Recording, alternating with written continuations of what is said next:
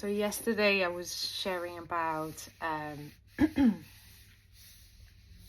abandonment, and at the time I opened the book, my book, this one, and the chapter Hexagon came up, and as I read it last night, and I had a dream that you can call it prophetic, but it has brought a lot more understanding. It has put a lot of puzzles together that I have been experiencing with this sacred geometry of hexagon.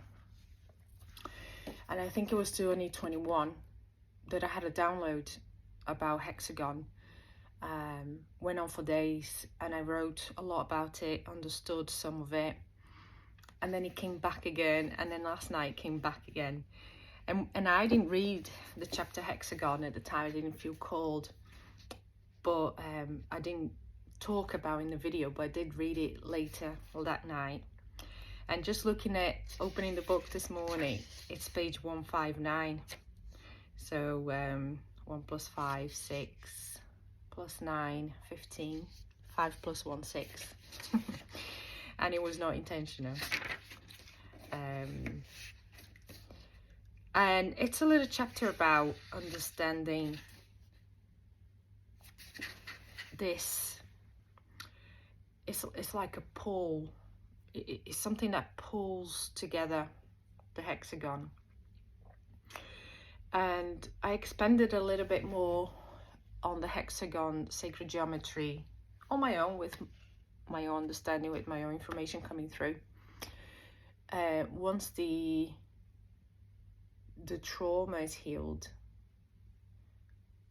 the hexagon turns 1 plus 1 equals 3. I might have to draw this one, but let me go. And I want to go back to when we are born. We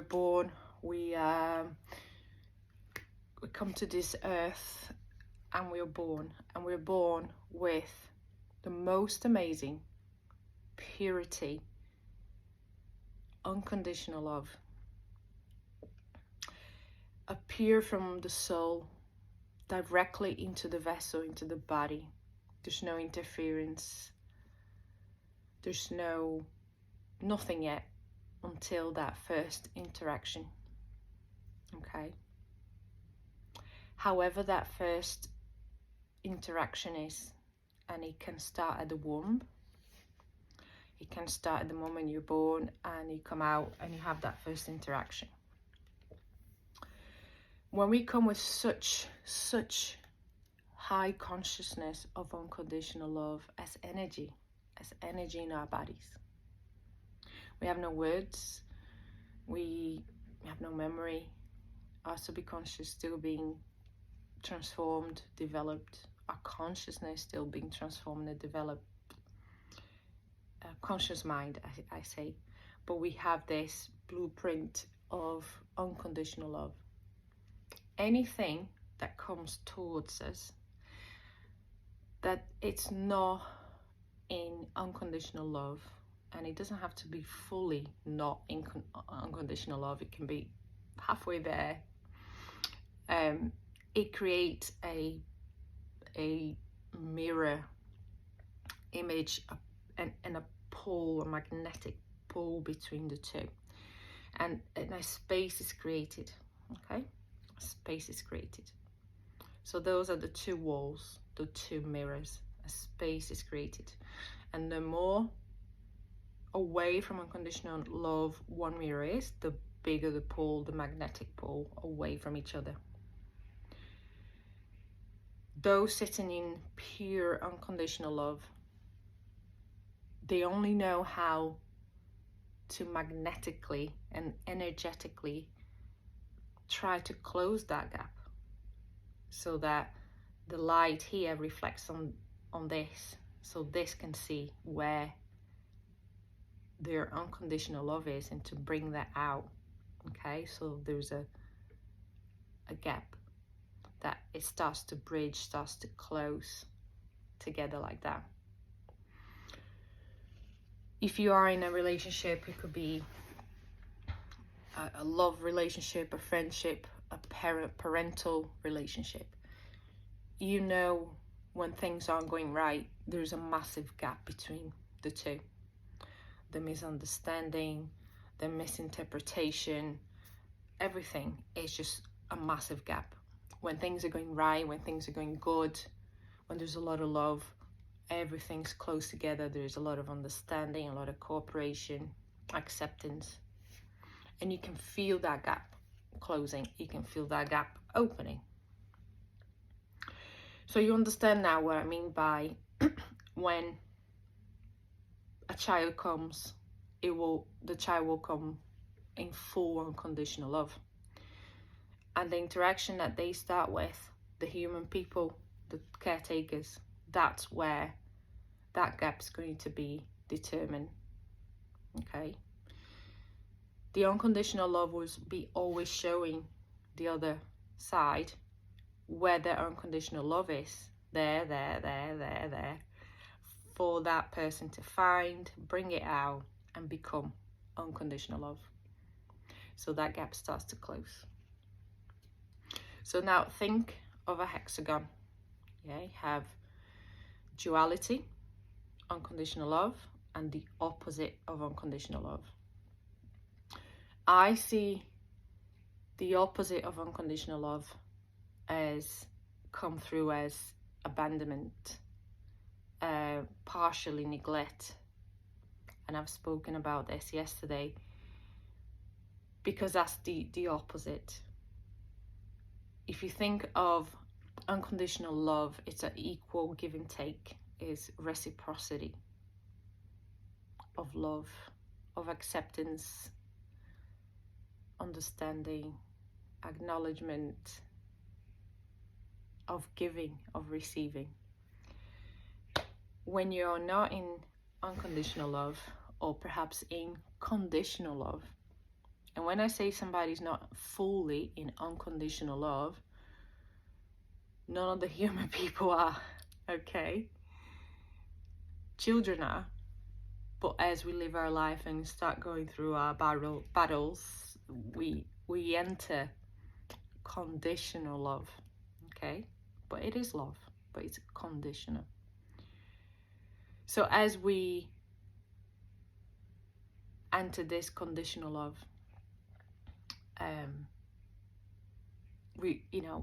our job is to start bringing it out of ourselves, our own conditional love that we once were. So you have the mirror image. And if you look at the unconditional love again as reciprocity, give and take, equal give and take, receiving, giving. This side, the opposite, will be not receiving and not giving. And abandonment kind of fits into that. Yeah, when you're not giving the love, you will feel that you're not receiving. When you're not giving the love, or you are giving the love and that person is not receiving, you're gonna feel like you can't give. So I see unconditional love as this perfect duality, mirror image that plays with unconditional love. And that's why I think a lot of our conditioning and traumas, we end up falling into abandonment, and from abandonment we find coping mechanisms that will shift us into blame, shame, victimhood, guilt, resentment, frustration, anger, and all those others dense energies that we can carry in ourselves, because those were a consequence of feeling abandoned. And through that consequence, we needed to find coping mechanism. So if you look at a hexagon shape again, you have unconditional love, conditional love. The top and the bottom of the shape. These are the coping mechanism that this person with unconditional love is going to try to create to cope with keeping going, and the other side will create coping mechanism. Okay, and the same as below, so above as below. And the reason it's so above as below, because here's the mental, here's the physical. Okay, so this is the hexagon. The hexagon is creation. The hexagon is considered a sacred geometry in the creation of Earth. There's hexagons at the north and south pole of Saturn, and they are negative and positive poles for Saturn. Yeah. Hexagon is in honeycombs, in insect eyes. Hexagon is a sign of creation. So the minute that a newborn is here, full of unconditional love, and is interacting, co-creating with another human being, that is creation. That is creation. Okay, so you have the mirror image, the duality, you have the coping mechanism. Yeah, so above the mental, emotional, so below the physical. And if you think about it, there's 3 parts, but there's 2 beings. Yeah, 1 + 1 = 3. Okay, when you close that gap, and you're finally meeting somewhere with a higher consciousness of unconditional love for both, the gap closes, the gap closes, the gap closes, and you are as one. You are as one in love, in unconditional love. That is that soulmate relationship. We are all soulmates. There's no such a thing, oh, you are my soulmate, but you're not. We are all soulmates.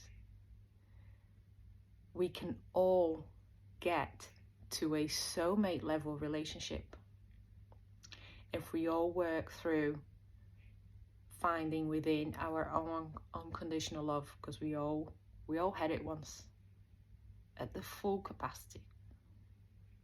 So what happens then to the so above and so below as we become one? It disappears. All those coping mechanisms in the physical body, in the emotional and mental body, just gone. They turn into triangles, they shift up. The physical turns to shift down. Our emotion, energies, and mental is taken care of by the divine. Our physical is taken care of by Mother Earth. That's why we shift up and we shift down. And what I've noticed when I'm healing the mental mind, the emotions, I feel it coming out through my crown. When I'm feeling physical ailments, I feel it coming down from my root, down to Mother Earth. And it's all making sense now why the hexagon came to me so many times. And reading my book, the depth of information is not even there yet. It's not even there yet. And I think the most that I've been able to understand is here now in this video. And there's a few things coming through right now as I speak that I'm putting together in heart here. I feel it in my heart as I speak, so I know it's cosmic, divine, true, etheric truth. I cannot prove this.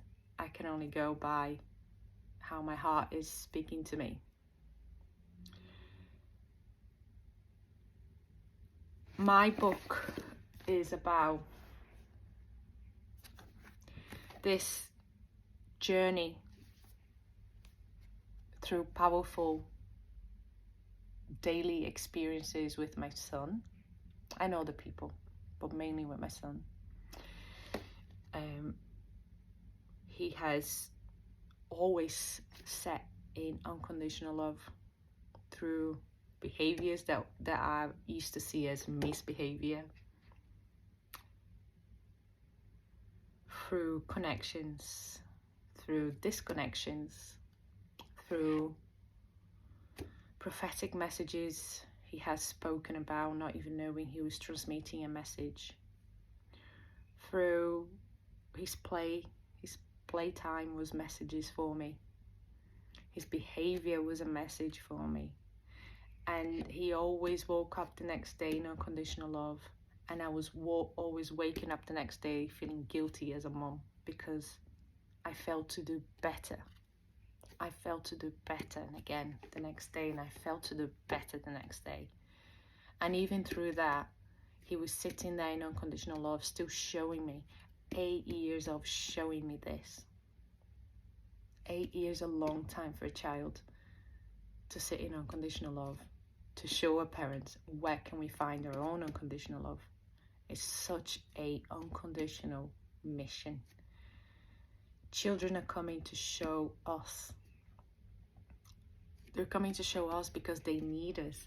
Once we are sitting in unconditional love more and more and more and more, because it won't be all at once, the more we can assist their journey through the earth, because their consciousness is so much higher in this Christ consciousness of unconditional love that the collective is still catching up to. And we're here to support them. But we got to do our job of finding ourselves. And they are helping us. They are helping us. This book is, I don't share the stories as such. I never thought about putting this into a book. So what happened was, I used to have an experience through the day, just a daily normal experiencing, playing with my son, or he would say something, or he would behave in a certain way, and then I used to ask questions, perhaps after feeling a bit guilty. I used to ask questions, why can I just act different? And as I was asking questions, I was receiving answers through either meditation, through a different behavior he presented that was really opening my mind to see beyond of how my limiting belief was set at that time. So at one moment in the day, things would click, and as it clicked, somehow it clicked, and then immediately after he would present that behavior again, and I'd be like, right, I can do it different. So I would do it different, and then the outcome was different. I thought, right, it's almost like there's hope to be a different person. There's hope to do different. There's hope that we are shifting and we are closing that gap. And I felt that gap closing with each experience, and it was massive. And then I used to have this surge and urge to sit down and write, and I used to write literally.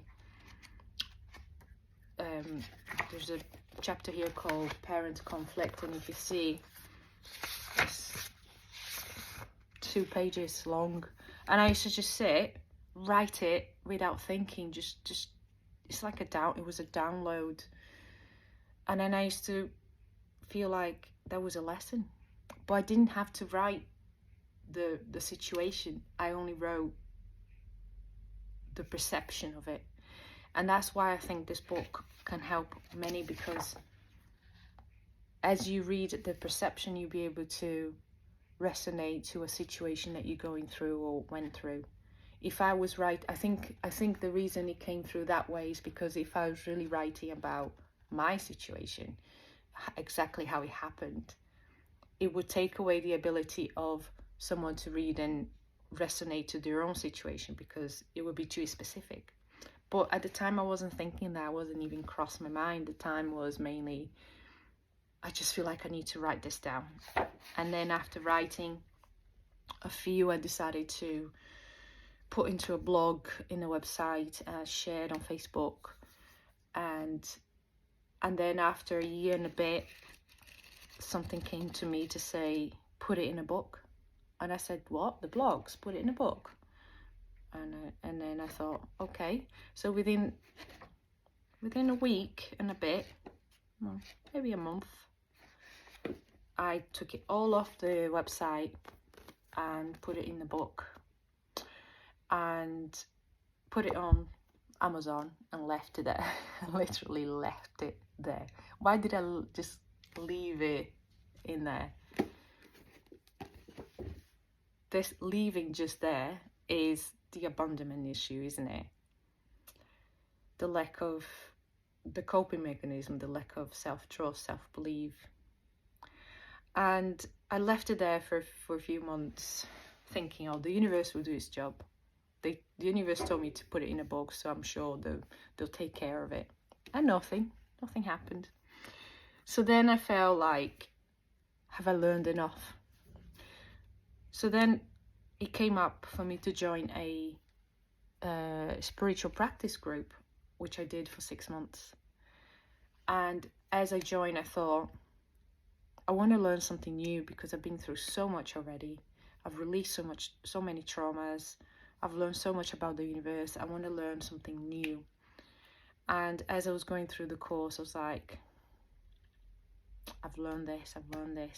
And then all of a sudden, I was reviewing every single release I've had, every single trauma, every single chapter I was releasing. And at the same time, I was putting it together. So what I did is, as I was reviewing again through the course, I made a little note of an expanded perception of that same issue, that same trauma, that same release. But the difference was, when I was releasing all of this, it was through a lot of pain. It was through a lot of hard work. It was painful. It was painful to review all the things in my life I needed to review. But when I went over in this, and it was a good 2.5 years. But when I went through the course in 6 months, when I realized I was reviewing every single episode, I decided intentionally to say, I'm going to reviewing love, because I still couldn't feel unconditional love at its fullest. And if I had a moment of feeling unconditional love, I used to stop it because it was overwhelming to feel. So I knew that was the next step, to review everything and then feel it through unconditional love. And through that, I was able to dig through that deeper, profound depths of that same issue. And yes, we will be working on layers and layers and layers and layers of the same issue. And it went ancestrally as well. So a lot of things came up ancestrally.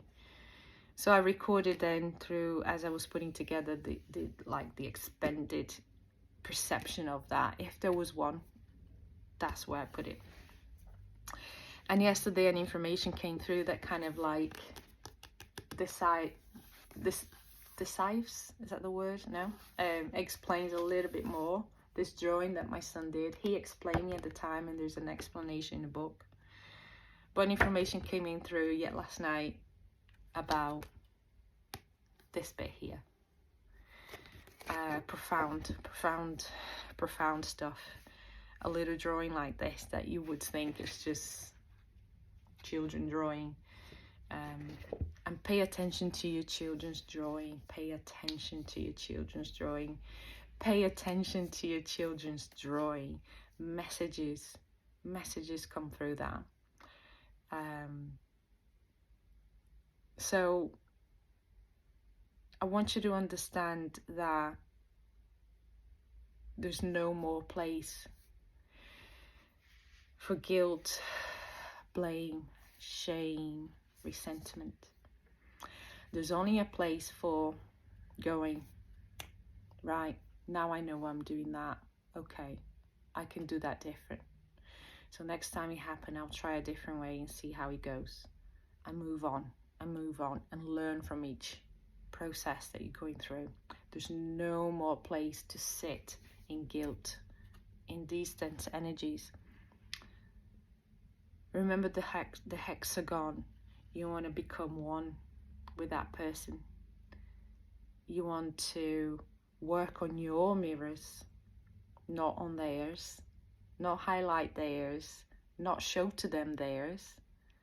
You work on your own. Whatever you see, you work. If you're digging deeper to see, yes, you might accelerate your own process, but don't dig into their magnetic field. Let them do their work, because it will create resistance in them, and then that wall will become further away. You want the pull to come close, not away. If you think of a hexagon with the top and the bottom, if it comes out, it becomes a rectangle. Rectangle is in the shape of creation. I will be looking up what it is, but it is in the shape of creation. But if you think about the tension that can go back and forth inside a rectangle, just thinking about it now, you'll be forever in that back and forth tension between two people. So you want to have a hexagon, you want to have a peak where things can flow up, and a peak where things can flow down and escape and release and let go, because then eventually you want to become one. And that just made sense in my heart now. So I do highly recommend any spiritual book. I do highly recommend this book. And I believe in this now. I believe in my own book now. I believe how I wrote it and why I wrote it. All guided. I never thought it would be a book, so it was just guided at each moment. The energy of each chapter is there, imprinted, for you to be able to, something will click. And like I said, it's a consultation book. You open, whatever chapter comes out, you read. And what was happening to me